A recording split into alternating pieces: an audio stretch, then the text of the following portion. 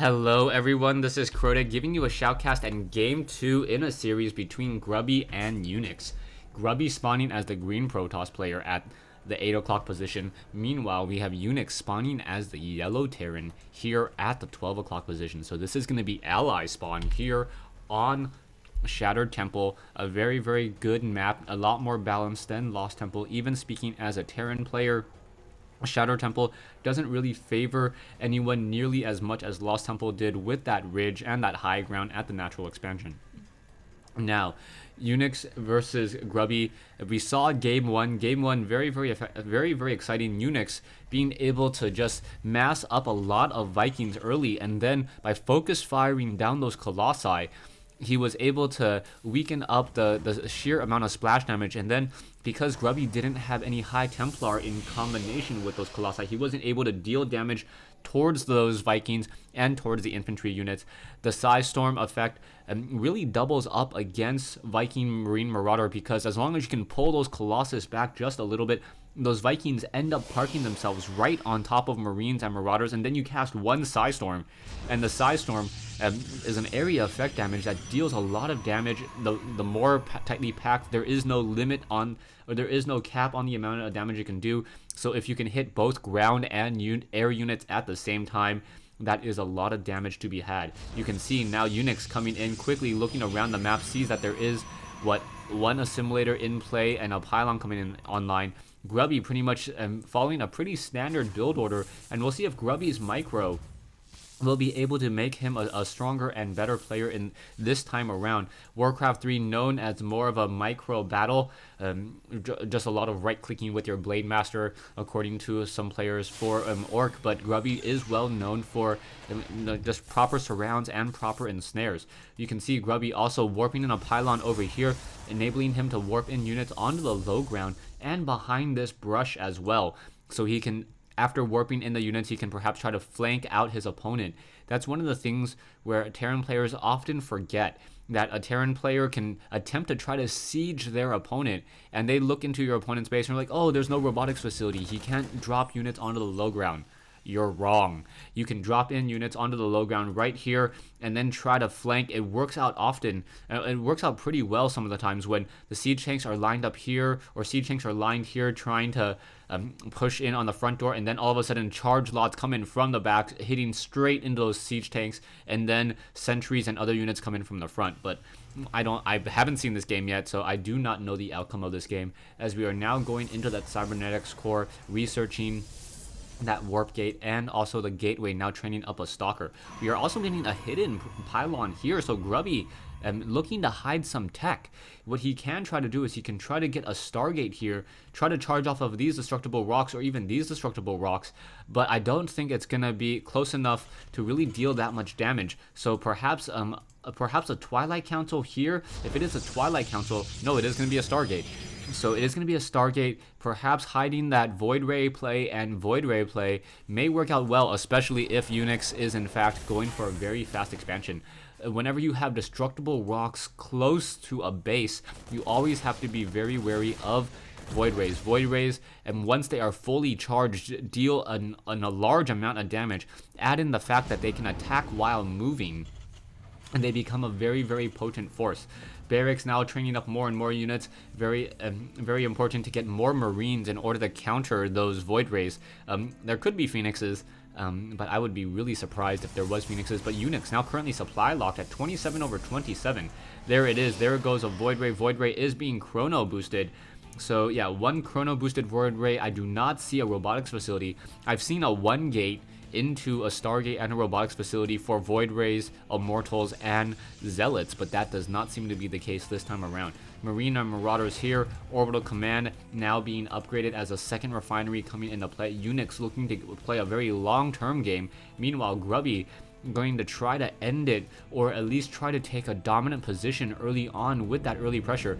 Are we going to get another Void Ray being trained up? We should. Void Rays are much more powerful in numbers, as those Void Rays are able to dance back and forth. There are Marines here, but the Void Ray simply going to sit at the natural expansion and now charge up off an Orbital Command, and that is going to be absolutely huge. If it can actually deal that damage onto that Orbital Command there, he doesn't need to actually get that far into the base. Marines and Marauders now coming coming over as well.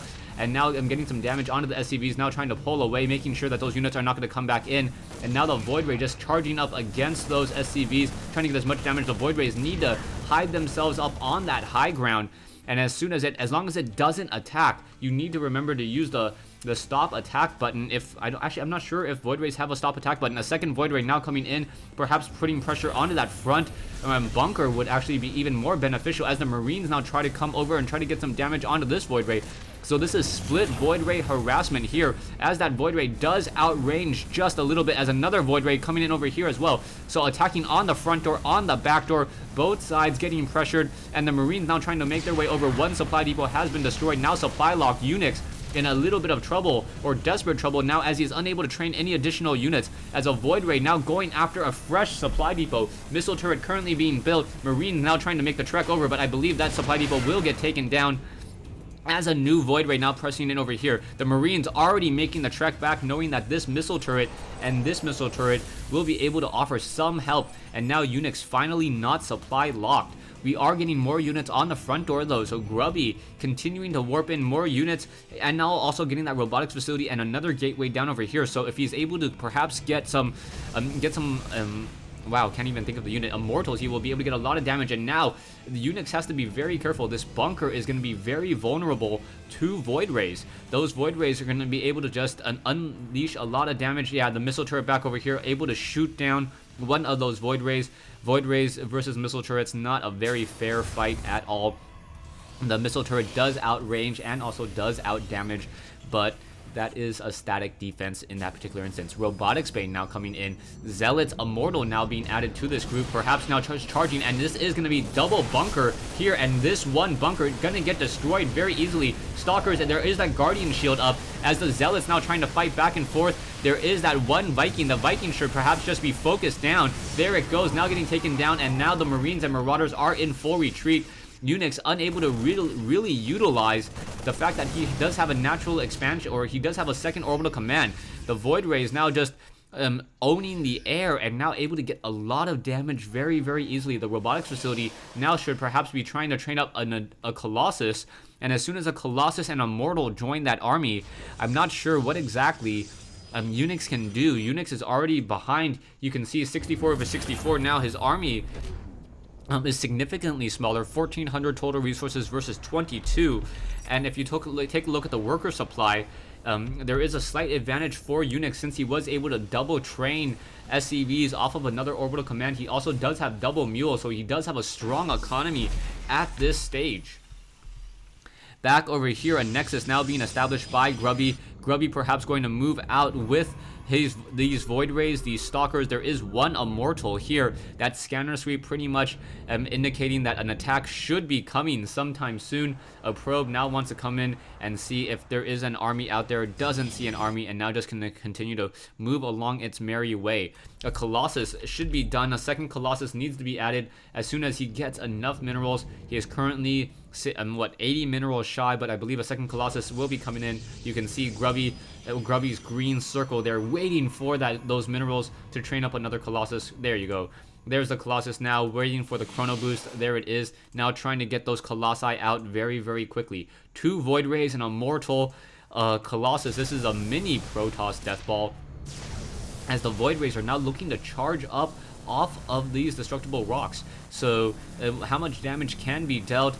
These units do deal a little bit more damage. I believe it's 15 damage per attack. Now just trying to phase charge off of those rocks here, and now trying to push in. Is it going to work? No, not going to work at all, as the Marines now focusing down many of those Void Rays. But the Marines are also getting swiped down by the Colossus. So the Colossus doing its job there, cleaning up many of those Marines, as the fight now continues to go back and forth. One Void Ray left, but that Void Ray is going to get destroyed by those Marines. And now Unix just taking the advantage once again. You can see now 2,100 versus a 2,000. Grubby now behind significantly, as Unix able to establish his natural expansion and get back into this game. So Grubby now finally researching the extended thermal lance range, but it may be a little too late. He's already lost 2 Colossi. You can take a look at the resources lost, almost a 2,000 resource loss in the difference. And then if you take a look at the income difference, Unix definitely has the advantage, especially as he's calling in more mules. Vikings still being trained and massed up, Marines and Marauders not upgraded at all, but we are finally getting into a stronger economy as long as Grubby is able to macro up and consistently do so. He may be able to just claw his way back into this game. Double, 4 gas Colossi, much better than 2 gas Colossi, as the army now on the move. Marines and Marauders, Vikings looking to finish off Grubby at this stage. More units are currently being warped in. A second Colossus doesn't look like it will be in time. Needs to be chrono boosted. Not quite sure why it's not being chrono boosted, as the Stargate now gonna fall. So down goes this Stargate. Down it goes. That pylon also going to go down as well. But it is buying time for Grubby to get another Colossus and perhaps the extended thermal lance range. And force fielding Unix into the back over here. That was a brilliant move by Grubby.